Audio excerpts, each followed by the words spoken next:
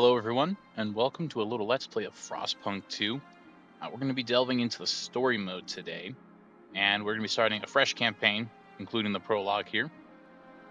And we're going to be giving this a try on Captain difficulty. And we're gonna see how well this goes. I'm not going to do survival mode just because pausing and whatnot is kind of helpful when you need to record stuff. So otherwise, I'd be willing to play it out.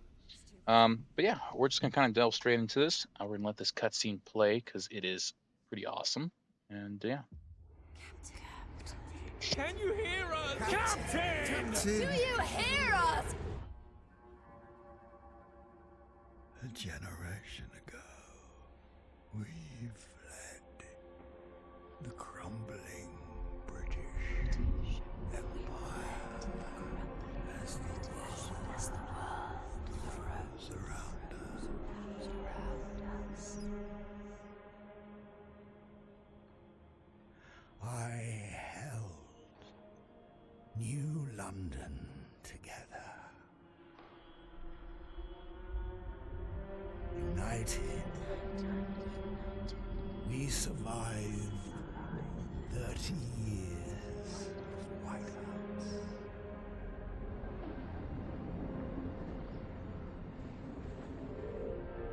But the world around us is dead. Empty. Ripe for taking.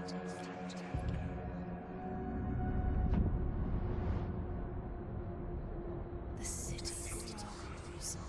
Festus. Merely surviving is not enough. We have to expand. After all, it's us who survived the end of the world. It's us who survived. Yes. Now what?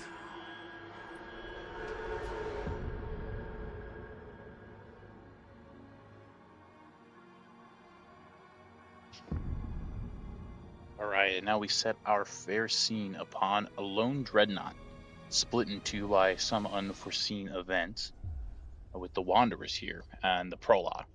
We've been roaming the frozen desert for years. Many of us do not remember a world before the Great Frost.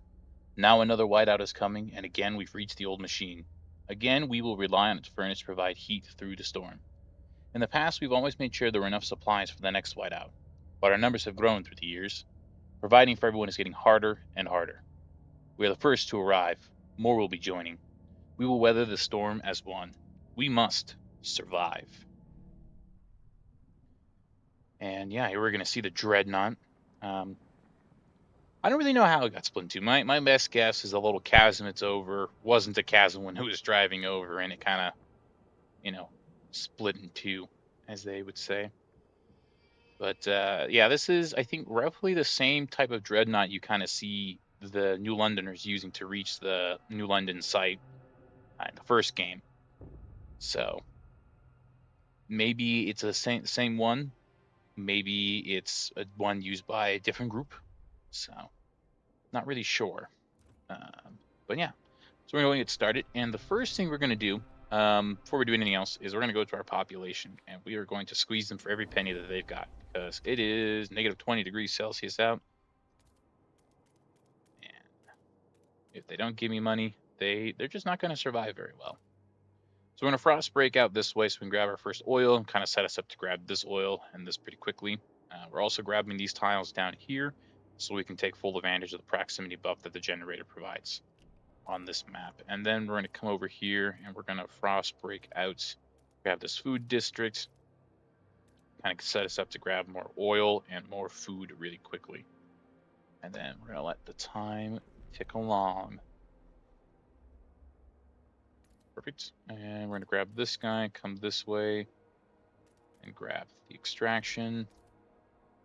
Before we run out of too much money, though, we're going to build an oil district there, a little housing district here, and build an extraction district here on these prefabs.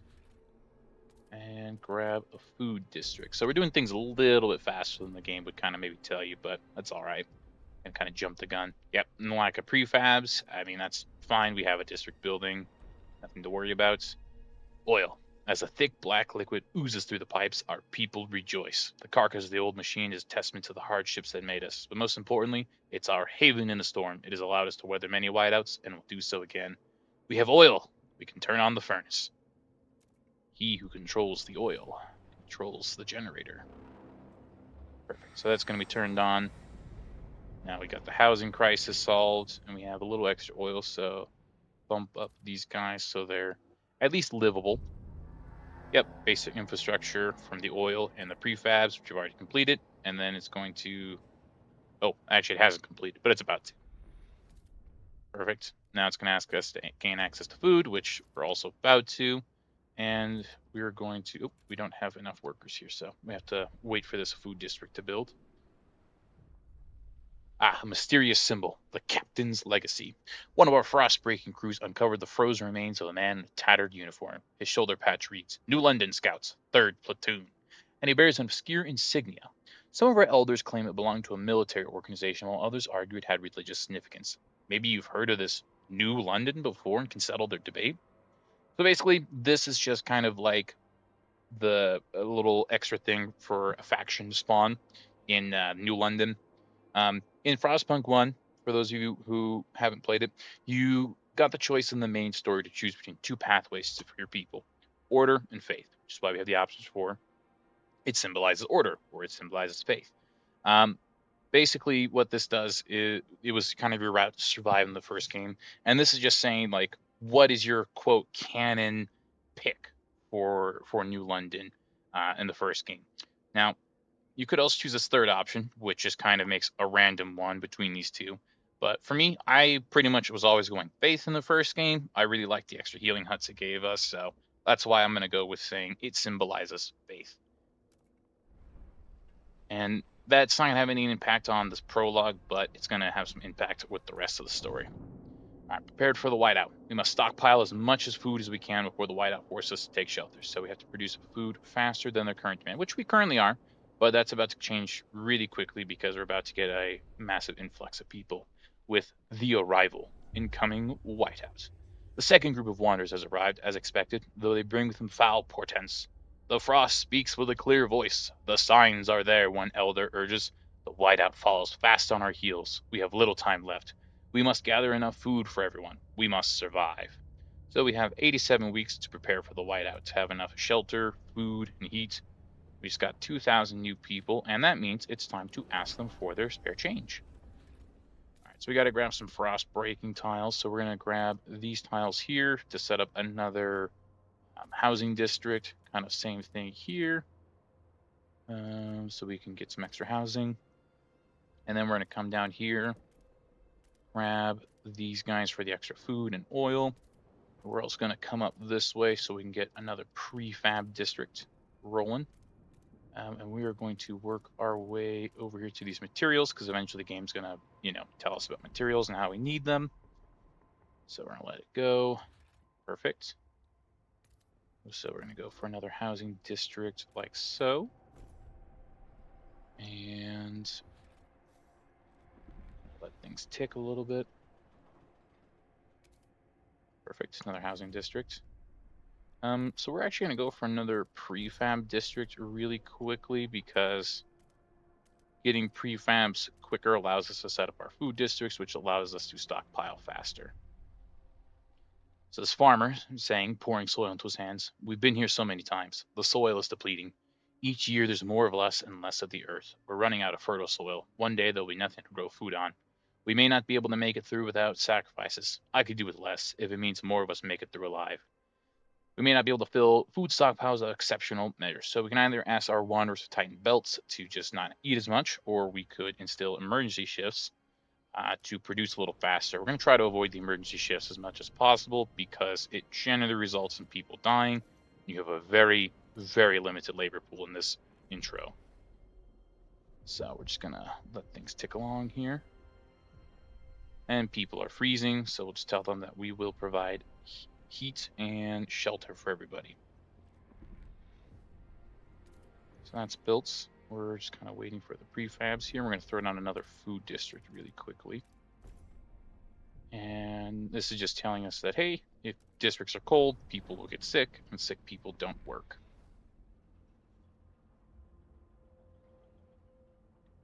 So we'll let that food district build. Perfect. Now we have to focus on housing, otherwise our people are going to start to die, which is, I mean, it's generally a bad thing, usually. And get the next housing district up. And because we have our lovely prefab income the way we do, we can kind of rapidly build these guys. So build another oil district since we're going to need more fuel. And this should keep people warm as well as keep. Perfect. All right, so we got some spare oil. So what we're going to do is we're going to make this guy warm. And with one click, everywhere is warm now for the cost of like 10 oil, which is pretty good. We're actually going to, I think, make this guy warm as well because warm districts have a little bit of a increase in their output. So it lets us kind of go a bit faster, which is nice because this is all about how fast you can stockpile. So we just kind of need some prefabs to come in.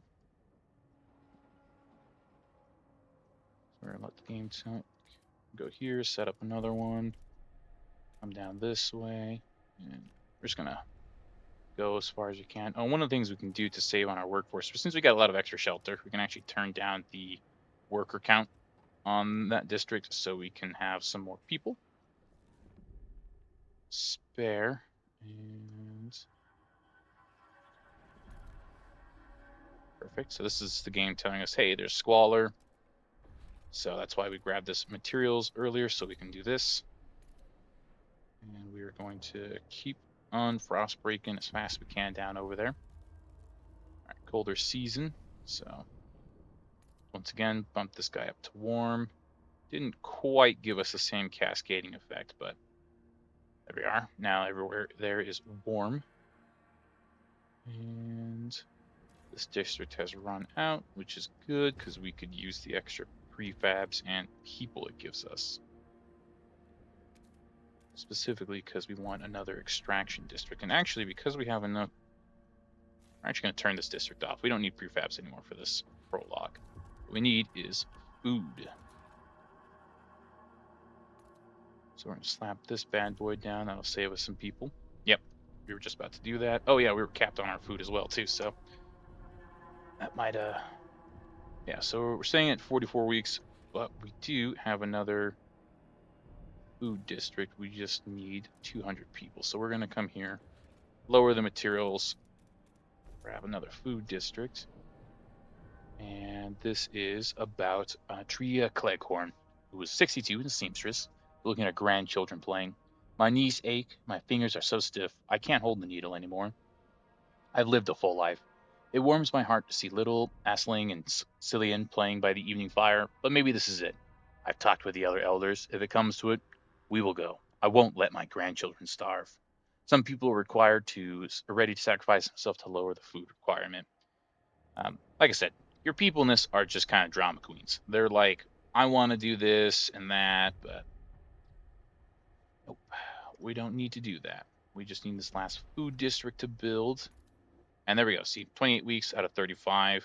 It might be a little bit close once this district goes, but we should be able to make it, no sweat. Actually, we can do this. So let's take a look.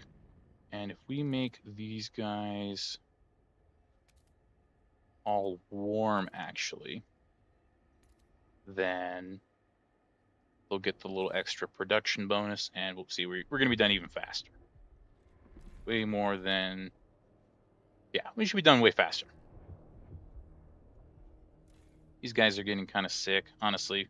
Probably just drop the, don't really need it. We got enough prefabs that we should be able to repair anything before it breaks completely, like this district, for example.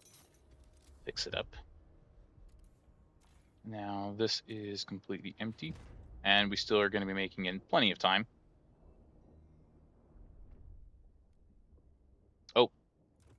I apparently failed the squalor thing. That's all right. So long as they don't try to kick me out, we should be okay. And actually, what we're going to do is we're going to go here. We're going to return some money back to them because we don't need it. This should hopefully make them like us a bit better.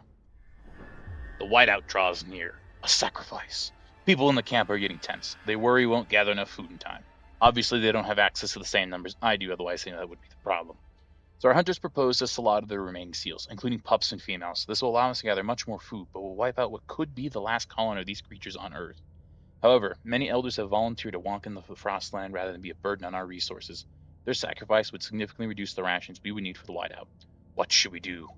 We can slaughter the seals, kill them all. We can let the elders go.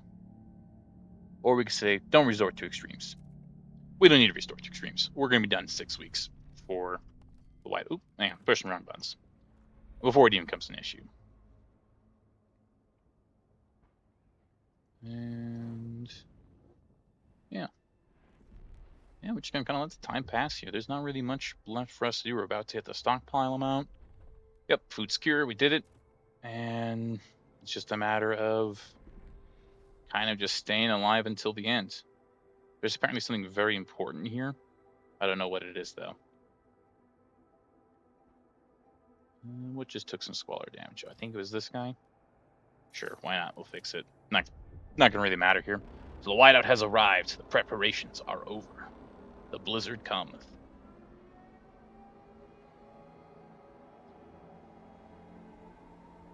We made it in time with the food. Though, not sure how they don't freeze to death personally, but there's a nice, lovely little town covered in snow. Against all odds, the Wanderers survived. When the whiteout hit the camp, the Wanderers were ready. Everyone was thankful we acted fast and gathered enough food in time. The miracle of the seal colony strengthens our hope that our journey will lead to a promised land. Our elders have added the story to our great tales, alongside warnings about a sinful city that still pumps smoke into the sky. Gee, I wonder what city they're talking about. I think we're about to find out.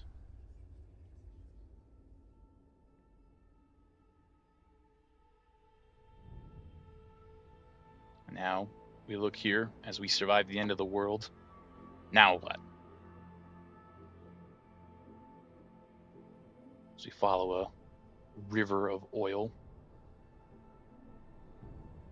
which just kind of turns into a regular river that's also frozen. As we set our next scene upon New London, 30 years later.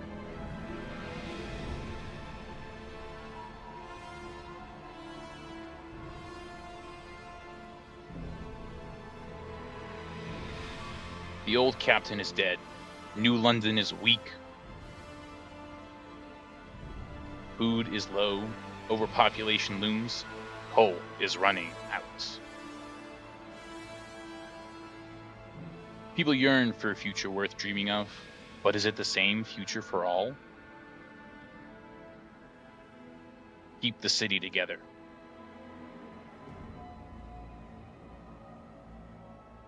Or hold its hand on its deathbed.